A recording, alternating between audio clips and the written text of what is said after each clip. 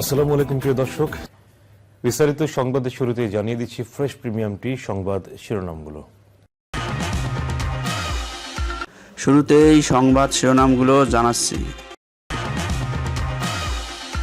আবারও বিএনপির 15 দিনের কর্মসূচি ঘোষণা। এমপি আনোয়ারুলকে ভারতে পরিকল্পিতভাবে খুন করা হয়েছে বলছেন স্বরাষ্ট্রমন্ত্রী। আহত শ্রাবণকে হাসপাতালে দেখতে গেলেন রিজভী। আইসিসিকেই নিষিদ্ধ করতে যাচ্ছে যুক্তরাষ্ট্রে। এতক্ষণ শিরোনামগুলি শুনছিলেন, এখন বিস্তারিত। দর্শক, ভিডিওটি দেখতে দেখতে এই চ্যানেলটি সাবস্ক্রাইব করে আমাদের সাথেই থাকুন, আর আপনার মূল্যবান মতামত কমেন্ট সেকশনে জানিয়ে দিন।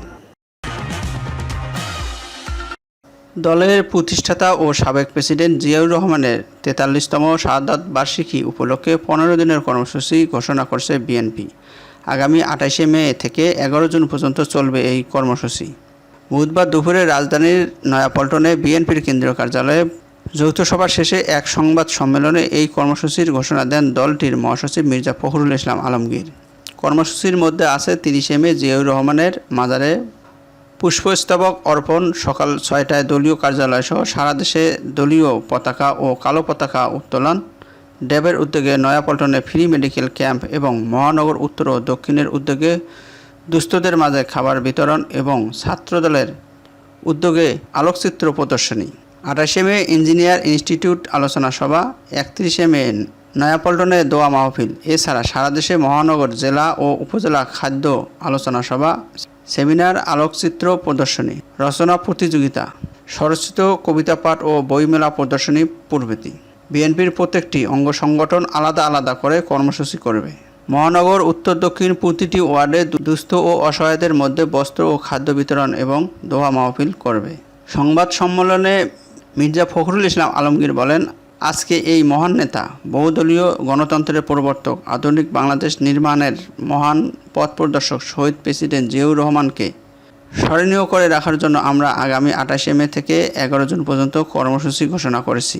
সংবাদ সম্মেলনে বিএনপি চেয়ারপারসনের উপদেষ্টা মোহাম্মদ আব্দুল সালাম, ডাক্তার অধ্যাপক ফরহাদ হালিম ডোনার, সিনিয়র যুগ্ম মহাসচিব রুহুল কবির রিজভী, যুগ্ম মহাসচিব মজিবুর রহমান সরোয়ার, সৈয়দ মোয়াজ্জেম হোসেন আলাল, খায়রুল কবির খোকন, প্রচার সম্পাদক শহীদ উদ্দিন চৌধুরী এনি, বিএনপির চেয়ারপারসনের বিশেষ সহকারী শামসুর রহমান শিমুল বিশ্বাস সহ বিভিন্ন অঙ্গ ও সহযোগী সংগঠনের নেতাকর্মীরা উপস্থিত ছিলেন।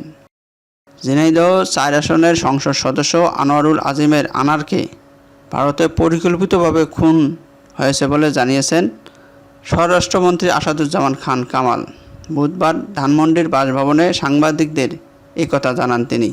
স্বরাষ্ট্রমন্ত্রী জানান, এমপি আনার খুনের ঘটনায় 3 জনকে আটক করা হয়েছে। তদন্তের স্বার্থে বেশি কিছু বলা যাবে না। এর আগে ভারতে গিয়ে নিখোঁজ বাংলাদেশের সংসদ সদস্য আনোয়ারুল আজিম আনোয়ারের কলকাতার নিউ টাউন থেকে উদ্ধার খবর দেয় স্থানীয় এক গণমাধ্যম। বুধবার ভারতীয় গণমাধ্যম কলকাতা 24 প্রতিবেদনে এ তথ্য জানায়।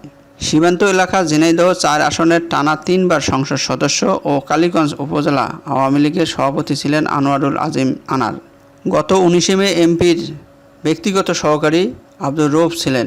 গত 19 মে এমপির ব্যক্তিগত সহকারী আব্দুর রৌফ বলেছিলেন, 11 মে সংসদ সদস্য আনোয়ারুল আজিম আনার চিকিৎসার জন্য ভারতে যান, কিন্তু এরপর 16 মে তার সঙ্গে শেষ কথা হয়েছে।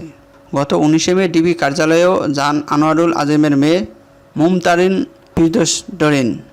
সেদিন তিনি বলেছিলেন, 3 দিন ধরে আমার বাবাকে ফোনে পাচ্ছি না। তার মোবাইল ফোনটি মাঝে মাঝে খোলা পাই, আবার মাঝে মাঝে বন্ধ পাই। পরে এই বিষয়ে আমি ডিবি প্রধানের সঙ্গে যোগাযোগ করি। তিনি আমাকে বলেন বিষয়টি তিনি দেখছেন। পরে আজকে আমি ওনার কার্যালয়ে আসি। তিনি আমাদের সহযোগিতা করেছেন। বাবাকে ফোনে না পাওয়ার কারণেই মূলত আমি ডিবি কার্যালয়ে এসেছি। আমি নিজেও ভারতে দ্রুত সময়ের মধ্যে যাব। ছাত্রলীগ যুবলীগের হাতে নির্মম হামলার শিকার হয়ে গুরুতর আহত ছাত্রদলের সাবেক সভাপতি ও বিএনপির জাতীয় নির্বাহী কমিটির সদস্য কাজী রওনকুল ইসলাম শ্রাবণ ও ছাত্রদলের সহসভাপতি মোহাম্মদ ঝলক মিয়াকে বুধবার সকাল 9টায় রাজধানীর একটি হাসপাতালে দেখতে যান বিএনপির সিনিয়র যুগ্ম মহাসচিব অ্যাডভোকেট রুহুল কবির রিজভী। এ সময় তিনি তাদের চিকিৎসার খোঁজ খবর নেন।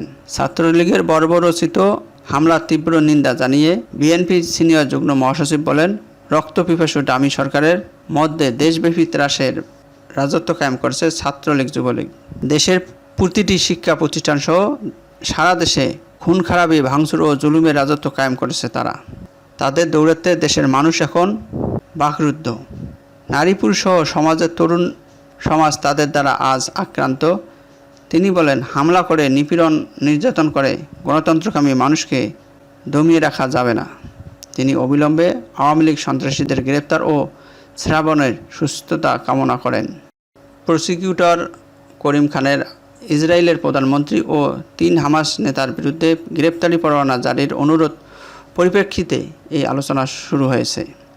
ইসরায়েলের প্রধানমন্ত্রী নেতানিয়াহু, প্রতিরক্ষা মন্ত্রী গ্যালান্ট এবং 3 হামাস নেতা হানিয়েহো সিনওয়ার ও দাইফের বিরুদ্ধে গ্রেপ্তারি পরোয়ানা জারির অনুরোধ করেছেন Karim Khan.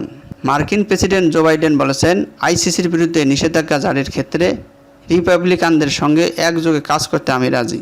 Republican senator লিডসে Graham প্রশ্ন করেছিলেন, আইসিসির বিরুদ্ধে নিষেধাজ্ঞা জারি করার জন্য মার্কিন কংগ্রেসের 2 দল যদি একসঙ্গে উদ্যোগ নেয় তাহলে আপনি কি তা সমর্থন করবেন? বাইডেন জবাব দেন, আমি আপনাদের সঙ্গে কাজ করতে রাজি। এর আগে মার্কিন পররাষ্ট্রমন্ত্রী ব্লিংকেনও একই কথা জানান। বাইডেন জানিয়েছেন, করিম খানের সিদ্ধান্ত ভুল, ইসরায়েল ও হামাসের তুলনা চলে না। তার মতো এই গ্রেপ্তারি পরোয়ানা জারি করা হলে যুদ্ধবিরতি ও পণবন্দীদের মুক্তি দেয়া নিয়ে ইসরায়েল ও হামাস নেতাদের মধ্যে চুক্তিতে পৌঁছানোও কঠিন হয়ে পড়বে। পরবর্তী সংবাদ দেখার আমন্ত্রণ জানিয়ে শেষ করছি। আল্লাহ হাফেজ।